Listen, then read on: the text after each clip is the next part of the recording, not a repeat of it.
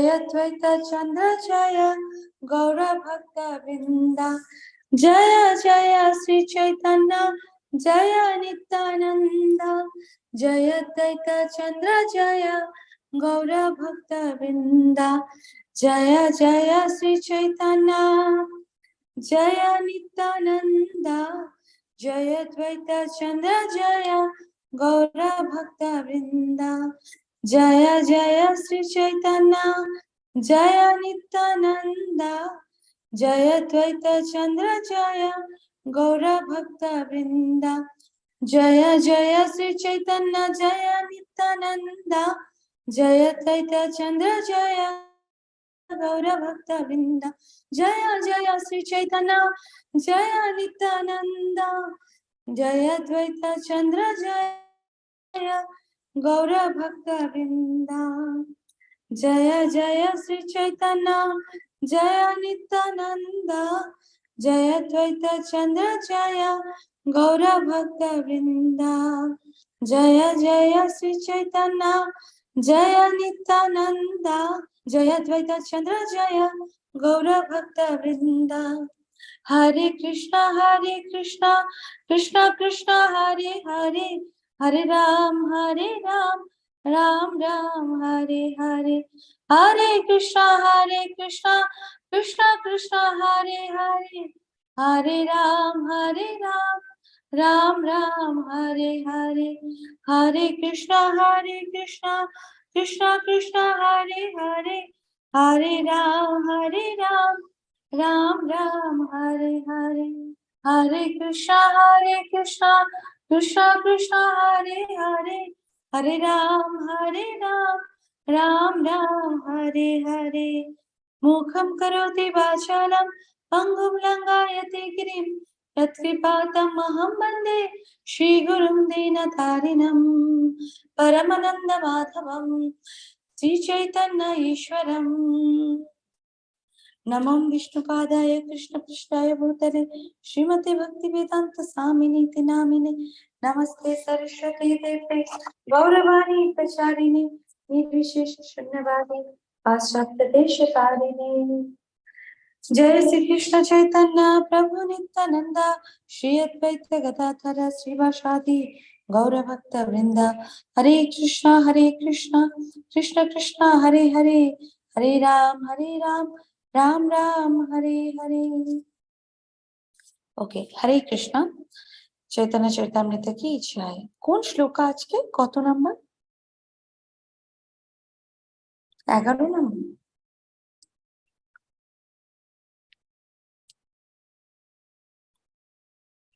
আমার মনে হয় 11 নাম্বার, তাই তো? আদি লীলা যদি একটু জানান। 11 number, I guess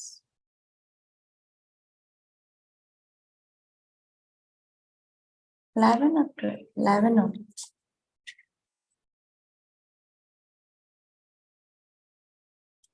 no one remember। আচ্ছা, একটু মনে রাখবেন। হ্যাঁ, আজকে যতদূর সম্ভব 11 নাম্বারে। ইয়েস, হরে কৃষ্ণ। বদন্তি তত্তবিদঃ তত্তম यत् ज्ञानं मद्वयं ब्रह्मा, इति परमे परमात्मा इति भगवान् इति शब्दते, वदन्ति तत्तत्तविदः तत्तं यत् ज्ञानं मद्वयं ब्रह्मा, इति ब्रह्म परमात्मा इति भगवान् इति शब्दते। हरे कृष्ण। অনুবাদ: যা অদ্বয় জ্ঞান অর্থাৎ এক ও অদ্বিতীয় বাস্তব বস্তু, তত্ত্বজ্ঞ পণ্ডিতেরা তাকেই তত্ত্ব বলেন। সেই তত্ত্ব বস্তু ব্রহ্ম, পরমাত্মা ও ভগবান, এই তিন নামে অভিহিত হন। তাৎপর্য: এই সংস্কৃত শ্লোকটি শ্রীমদ্ ভাগবতের প্রথম স্কন্ধের 2য় অধ্যায়ের 11তম শ্লোক। এখানে শ্রীলা সুত গোস্বামী সমস্ত শাস্ত্রের সার সিদ্ধান্ত সম্বন্ধীয় শৌনক ঋষি প্রমুখ মহাত্মাদের প্রশ্নের উত্তর দিচ্ছেন। তত্ত্ববিদ বলতে তাকেই বোঝায় যিনি পরম তত্ত্ব সম্বন্ধে অবগত। তাহলে আমরা যে এই যে পরমহংস সম্বন্ধে জানলাম শ্রীমদ্ ভাগবতমে, এই সমস্ত কিছু, যিনি পরম তত্ত্ব সম্বন্ধে অবগত, যিনি নিজেকে ভগবান বলে প্রতিপন্ন করেন না, তিনি একমাত্র তত্ত্ববিদ। তারা অদ্বয় জ্ঞান সম্বন্ধে অভিজ্ঞ, কেননা তারা পারমার্থিক স্তরে অধিষ্ঠিত। পরম তত্ত্বকে ব্রহ্ম, পরমাত্ম, ভগবান এই তিনটি নামে অভিহিত করা হয়ে থাকে। যে সমস্ত তত্ত্বজ্ঞানী পুরুষেরা পরম সত্য সম্বন্ধে অবগত, তারা জানেন যে কেউ যদি মনোধর্ম প্রসূত জল্পনা কল্পনার মাধ্যমে সেই পরম তত্ত্ব বস্তুকে জানবার চেষ্টা করে, তাহলে তার কাছে তিনি নির্বিশেষ ব্রহ্মরূপে প্রতিভাত হবেন। যখন কেউ শুধুমাত্র জল্পনা কল্পনার দ্বারা ভগবানকে জানার চেষ্টা করেন, তার কাছে ভগবান শুধুমাত্র নির্বিশেষ ব্রহ্মরূপে আসেন, তার কাছে না পরমাত্মা না ভগবান রূপে আসেন। আর কেউ যদি তাকে জানবার জন্য যোগ প্রণালী অবলম্বন করেন, তাহলে তিনি পরমাত্মা রূপে তাকে দর্শন করতে পারবেন। কিন্তু যিনি পূর্ণ জ্ঞান লাভ করেছেন এবং পারমার্থিক অনুভূতির উচ্চ স্তরে অধিষ্ঠিত হয়েছেন, তিনি পরমেশ্বর ভগবানের সচ্চিদানন্দময় দিব্য স্বরূপ প্রত্যক্ষ করতে সক্ষম হবেন। তার কাছে আর এরকম মনে হবে না যে ভগবান নিরাকার। পরমেশ্বর ভগবানের শুদ্ধ ভক্তরা জানেন যে ব্রজেন্দ্র নন্দন শ্রীকৃষ্ণই হচ্ছেন পরম তত্ত্ব। তারা শ্রীকৃষ্ণের নাম, রূপ, গুণ ও লীলার মধ্যে কোনো পার্থক্য নিরূপণ করেন না। ভগবানের মুখ, ভগবানের চরণ, ভগবানের শরীরের মধ্যে কোনো পার্থক্য নেই, যেমন সেরকম তার নাম, রূপ, গুণ ও লীলার মধ্যেও কোনো পার্থক্য নেই। আর কেউ যদি স্বয়ং ভগবান থেকে ভগবানের দিব্য নাম, রূপ, লীলা প্রভৃতির পার্থক্য নিরূপণ করার চেষ্টা করে, তাহলে বুঝতে হবে তার পারমার্থিক জ্ঞানের অভাব রয়েছে। ভগবানের শুদ্ধ ভক্ত জানেন যে তিনি যখন ভগবান শ্রীকৃষ্ণের দিব্য নাম কীর্তন করেন, তখন শ্রীকৃষ্ণ দিব্য শব্দ তরঙ্গ রূপে সেখানে বিরাজ করেন। তার মানে আমরা যদি ভগবানের নাম ইন্টেন্সলি চ্যান্টিং করতে পারি, এই জন্যই বলছি ভোর 5টাতে টেম্পেলে চ্যান্টিং ক্লাসটা রেগুলারলি জয়েন করুন। ওকে, সো আমরা যদি সেই চ্যান্টিংটি করতে পারি বা কীর্তন করতে পারি, তাহলে আমরা ভগবানের যে আসল রূপ, ভগবানের যে আসল স্বরূপ, সেটা আমরা বুঝতে পারবো। এবং ভগবান সেই নামের সাথে, বলে না নামের সাথে আছেন আপনি শ্রীহরি, তো যখন আমরা নাম করি সেই নামের সাথে তিনি সর্বদা থাকেন, সর্বদা থাকেন। ওকে, তাই তিনি পূর্ণ শ্রদ্ধা ও প্রীতির সঙ্গে ভগবানের নাম কীর্তন করে থাকেন। তিনি যখন শ্রীকৃষ্ণের বিগ্রহ দর্শন করেন, তখন তিনি সেই বিগ্রহকে অভিন্ন কৃষ্ণ জ্ঞানেই দর্শন করে থাকেন। ভগবান বিগ্রহ রূপে আমাদের সামনে অবতরিত হয়েছিলেন আমাদের থেকে সেবা নেওয়ার জন্য। ওকে, অর্চা অবতার, সেই জন্য তাকে কৃষ্ণ থেকে আলাদা ভাবার কোনো মানেই হয় না। কিন্তু সেই দর্শন যদি ভগবান শ্রীকৃষ্ণের স্বরূপ ব্যতীত অন্য কোনোভাবে করা যায়, তাহলে বুঝতে হবে যে দর্শনকারী ব্যক্তির পারমার্থিক জীবনে যথেষ্ট উন্নত নয়। পারমার্থিক জ্ঞানের অভাব হেতু তারা পারমার্থিক জীবনে উন্নতি সাধন করতে পারে না। আর এই পারমার্থিক জ্ঞানের অভাবই হচ্ছে মায়া। যারা কৃষ্ণ ভাবনাময় নয়, জ্ঞানের অভাববশত তারা মায়া দ্বারা নিয়ন্ত্রিত। এই যে ধরুন, আমি জাস্ট একটা ছোট্ট কথা বলতে চাই, এই যে আমাদের যে কমিউনিটি আছে বা ক্লাসের যে গ্রুপগুলো আছে, সেখানে আমরা কত কত মানুষ জড়িত, কিন্তু অদ্ভুত ভাবে আমরা কেউই ভগবানের এই যে কথোপকথন, সেটা যে সময় হোক, সকাল 7টায় হোক, সকাল 6টায় হোক, সকাল 9টায় হোক, no one is ready to come and join the class. কেন কেন রেডি নয়? ইভেন আপনারাই হয়তো বলবেন যে মাতাজি আপনি ক্লাসটা সকালে করুন, সকালে করলে খুব ভালো হয়, সকালটা যদি ভগবানের নাম দিয়ে শুরু করা যায়। কিন্তু তারপরে কেউই আসেন না। কেন? কারণ আমরা মায়া দ্বারা আবৃত।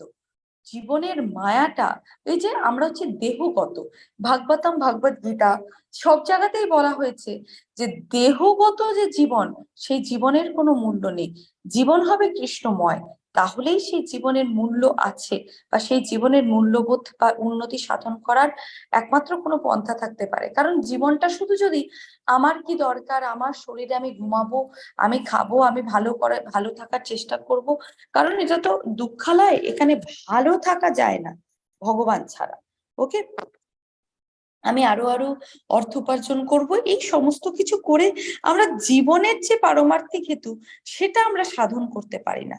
ওকে, তো তাহলে এটাই বুঝতে হবে যে শ্রীকৃষ্ণের স্বরূপ ব্যতীত যে যে দর্শন ভগবানের শ্রীকৃষ্ণের স্বরূপ ব্যতীত অন্য কোনোভাবে করা হয়, তাহলে বুঝতে হবে দর্শনকারী ব্যক্তির পারমার্থিক জীবনে যথেষ্ট উন্নত নয়। পারমার্থিক জ্ঞানের অভাব হেতু তারা পারমার্থিক জীবনে উন্নতি সাধন করতে পারে না।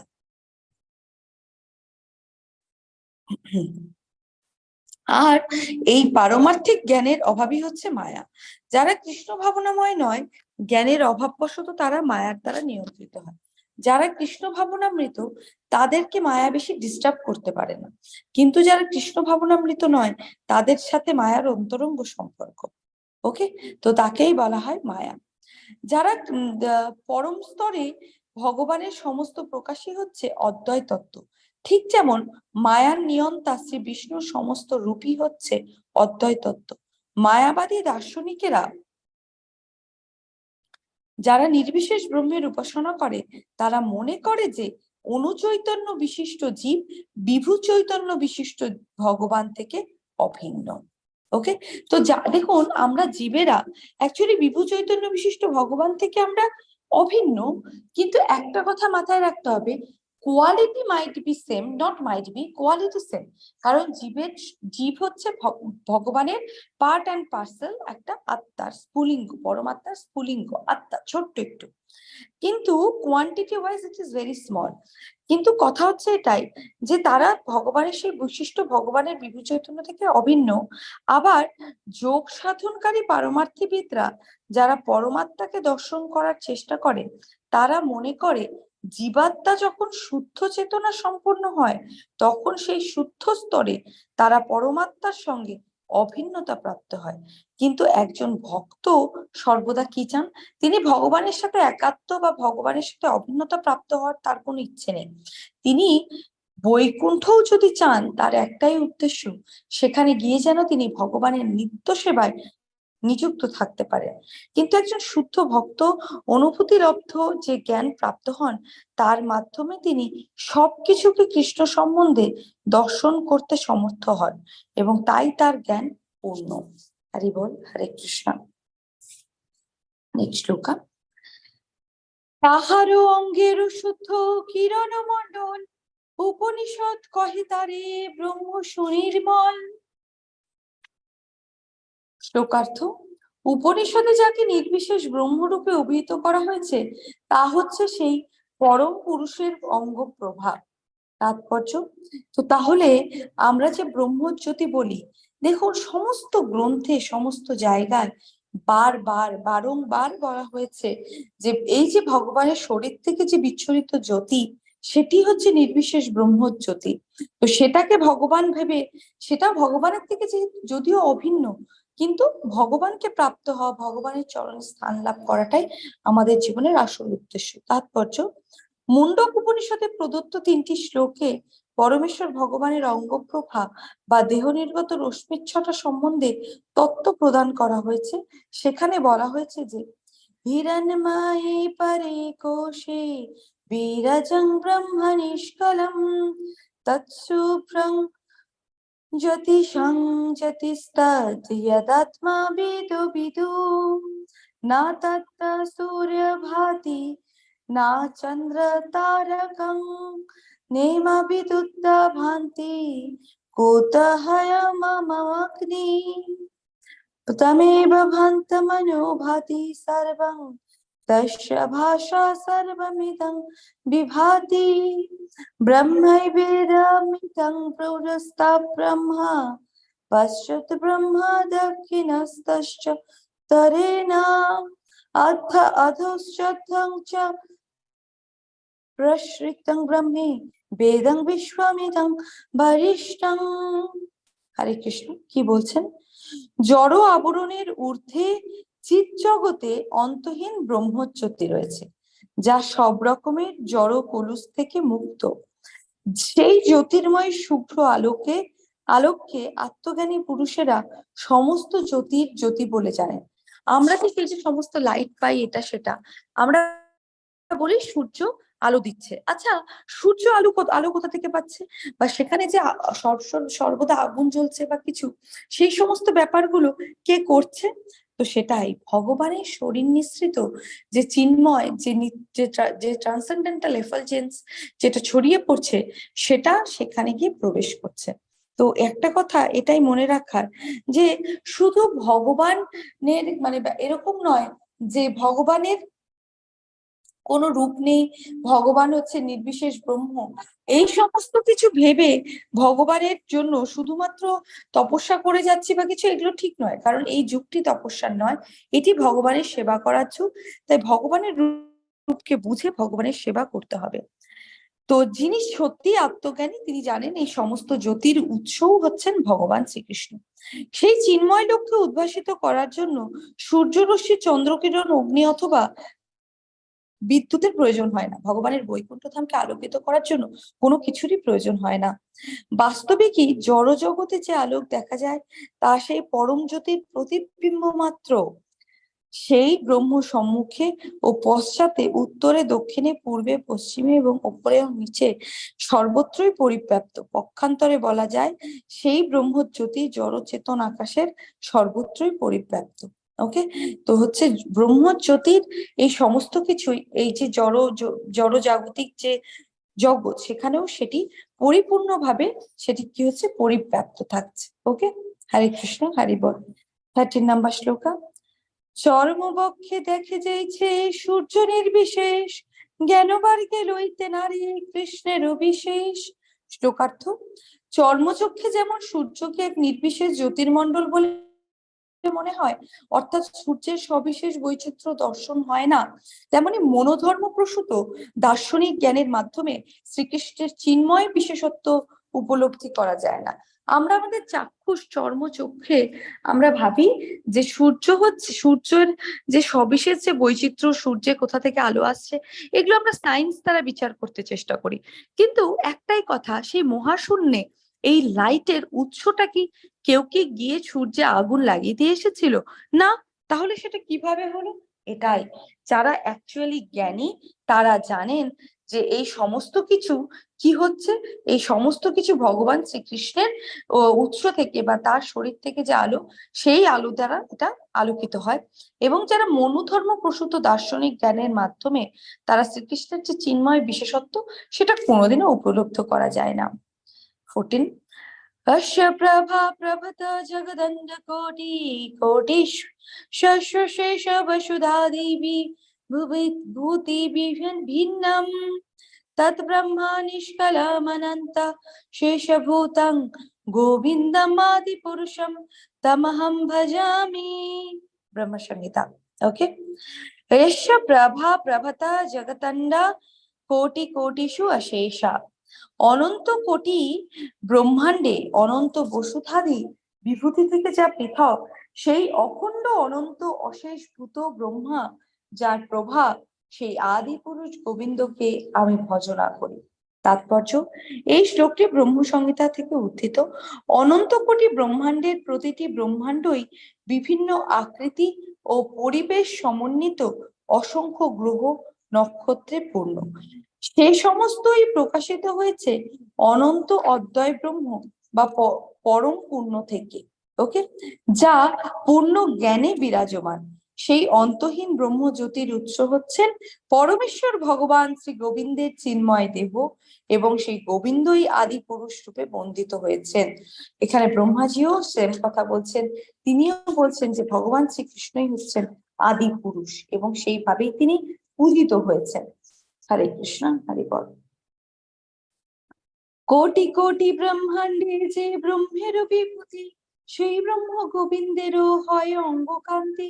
ব্রহ্মা বললেন যে নির্বিশেষ ব্রহ্মের বিভূতি কোটি কোটি ব্রহ্মাণ্ড জুড়ে পরিব্যাপ্ত, সেই ব্রহ্ম হচ্ছেন গোবিন্দের অঙ্গকান্তি। তাহলে যারা আজও ব্রহ্মজ্যোতির উপরে ফোকাস করে meditation and all those things করার চেষ্টা করছেন, তাদের জন্য একটাই কথা, যে এই ব্রহ্মজ্যোতিও হচ্ছে ভগবান শ্রীকৃষ্ণ গোবিন্দের অঙ্গকান্তি।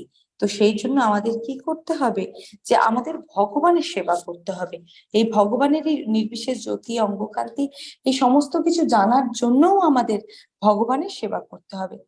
সেই গোবিন্দ ভজি আমি দেহ মর পতি, তাহারও প্রসাদে মোর হয় সৃষ্টি শক্তি। হরি বল, হরে কৃষ্ণ। শ্লোকার্থ: আমি গোবিন্দের ভজনা করি, তিনি আমার পতি, তার কৃপাতেই আমি ব্রহ্মাণ্ড সৃষ্টি করার শক্তি লাভ করেছি। তাৎপর্য: সূর্য যদিও সমস্ত গ্রহগুলি থেকে বহু দূরে অবস্থিত, তবুও তার সমস্ত কিরণ সমস্ত গ্রহগুলিকে পালন করে। ওকে, তো হচ্ছে যে যে গ্রহ নক্ষত্র গুলো যে আলোকিত হচ্ছে, যে আলো পাচ্ছে, সে আলোটা কোথা থেকে আসে? সেই আলোটি আসছে ভগবান শ্রীকৃষ্ণ থেকে। ওকে, বাস্তবিক পক্ষে সূর্য তার তাপ ও আলোক সমস্ত ব্রহ্মাণ্ড জুড়ে বিতরণ করে, তেমনি পরম সূর্য গোবিন্দ তার বিভিন্ন শক্তিরূপে সর্বত্র তাপ ও আলোক বিতরণ করে। সূর্যের তাপ ও আলোক সূর্য থেকে অভিন্ন, তেমনি গোবিন্দের অনন্ত শক্তিও স্বয়ং গোবিন্দ থেকে অভিন্ন। তাই সর্বব্যাপ্ত ব্রহ্ম হচ্ছেন সর্বব্যাপ্ত গোবিন্দ। ভগবত গীতায় স্পষ্টভাবে উল্লেখ করা হয়েছে যে নির্বিশেষ ব্রহ্মের আশ্রয় হচ্ছেন ভগবান, সেটি হচ্ছে যথার্থ জ্ঞান। তাহলে নির্বিশেষ ব্রহ্ম অলসো ইজ দা, নির্বিশেষ ব্রহ্ম কি চান? তিনিও হচ্ছেন ভগবানের কাছে আশ্রয় চান। তাহলে এই যে আমরা অনেকে ধরুন মেডিটেশন করছেন, জ্ঞান যোগ, কর্মযোগ করছেন, এইসবের মাধ্যমে যারা ভগবানকে জানার চেষ্টা করছেন, তাদের পক্ষে একটাই ব্যাপার, যে হচ্ছে তারা সেইভাবে ভগবানকে অ্যাটলিস্ট জানতে পারবেন না। কারণ ভগবান নিজেই বলছেন, আমি ভক্তের কাছে হচ্ছে, ভক্ত আমাকে জয়লাভ করে এবং ভক্তের কাছে আমি বাধা। তো ভক্তের কাছে বাধা হলে কি হলো, যে আমাদেরকেও যদি ভগবানকে লাভ করতে হয়, তাহলে আমাদেরকে প্রথমেই হয়ে উঠতে হবে ভক্ত। নির্বিশেষ ব্রহ্ম, নির্বিশেষ জ্যোতি, এগুলো থেকে বেরিয়ে আসতে হবে, কারণ এগুলো ভগবানের শুধু একটি অংশ প্রকাশ। We just have to serve Krishna, এটাই জীবনের প্রধান উদ্দেশ্য হয়ে ওঠা উচিত। আমি যেটা বললাম যে আজকে হচ্ছে শ্রীবাস ঠাকুরের তিথি আর কি, শ্রীবাস ঠাকুরের আবির্ভাব তিথি। ওকে, তো সেই জন্য আমাদের সকলের উচিত আজকে আরো বেশি বেশি করে কীর্তন করা, আরো বেশি বেশি করে চ্যান্টিং করা, এবং শ্রীবাস ঠাকুরের শরণাপন্ন হয়ে, কারণ তারা পরম বৈষ্ণব, এবং শুধু বৈষ্ণব নন, তিনি মহাভাগবতের অবতার, তিনি নারদ মুনির অবতার। আমাদের উচিত তার চরণে আশ্রয় গ্রহণ করে ভক্তি প্রেম বা ভক্তি লাভের আকাঙ্ক্ষা করা। ওকে, আপনাদের গ্রুপে মাতাজি তার কিছু শ্রীবাস ঠাকুরের কিছু কথা বা তার জন্মতিথি সম্বন্ধে কিছু শেয়ার করছেন। So please you read that এবং আন্ডারস্ট্যান্ড করুন who is Srivas Thakur. Okay, so তাদের এই পরম বৈষ্ণবদের স্মরণ নিলেও জীবনে কিন্তু আমাদের কৃষ্ণ প্রেম হতে পারে। ওকে, গুরু কৃষ্ণ প্রেমের ভাই ভক্তিলতা বীজ। So that is the main thing. তিনি গুরুদেব, যিনি কৃষ্ণ তত্ত্ববেত্তা, যিনি আপনাকে কৃষ্ণ সম্বন্ধে বলছেন, কৃষ্ণের কাছে যাওয়ার জন্য উদ্বুদ্ধ করছেন। তিনি একমাত্র আপনার ওয়েল উইশার, এবং তিনি একমাত্র আপনাকে, তিনি নিজে পরম জ্ঞানে অধিষ্ঠিত এবং আপনাকে জ্ঞান দিতে অগ্রসর হচ্ছেন। ওকে, Hare Krishna, Hari Bol. We'll end the class here. Vancha kalpatarubhasya kripa sindhubhyaiva cha patitanam pavonebhya vaishnavebhyo namo namah. Anantakati Vaishnavrinda ki jai, Shri Radha Govinda ki jai, His Divine Grace Ashtatashata Srila Prabhupada ki jai, His Holiness Jayapatka Swami Guru Maharaj ki jai, His Grace Namanishta Prabhu ki jai, Shridham Mayapur Dham ki jai, Shri Vrindavan Dham ki jai, Gaura Premanande, Hari Hari Bol, Hare Krishna Chaitanya Chaitamrita ki jai, Hari Bol everyone, Hare Krishna. Once একবার সকলে unmute করুন, we'll chant Hare Krishna. हरे कृष्णा कृष्णा कृष्णा हरे हरे, हरे राम राम राम हरे हरे, हरे कृष्णा कृष्णा कृष्ण कृष्ण हरे हरे हरे, हरे, राम हरे राम हरे राम हरे राम, राम राम हरे हरे, हरे कृष्णा हरे हरे, हरे राम राम राम राम हरे हरे, हरे राम हरे राम हरे हरे हरे राम, हरे राम, राम राम हरे हरे।